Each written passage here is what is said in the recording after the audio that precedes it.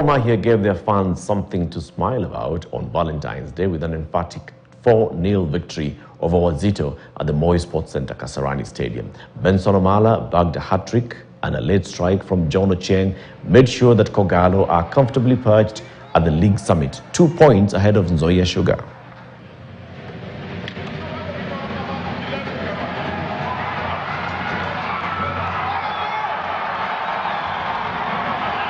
Gwaine bila ni hali ya mchezo kwanza, na mimi ningependa kushukuru vijana kwanza kwa kujituma juu. Ukiangalia hii timu yetu ni timu ndio tunajaribu kuibuild, tumekuwa nje sana kwa league for a long time, na ukiangalia vijana wote tunacheza nao sasa hivi bado ni vijana wadogo, hata wengi wao hawajacheza Premier.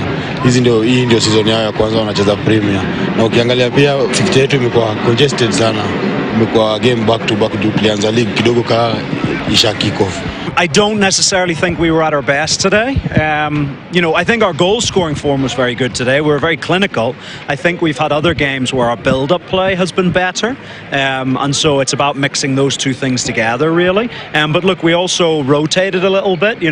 Any team that's going to be successful this year in the KPL, it's going to be about, 18, 20 players, not about 11. So, we rotated a bit today, both in the starting lineup and also in terms of the substitutions we made.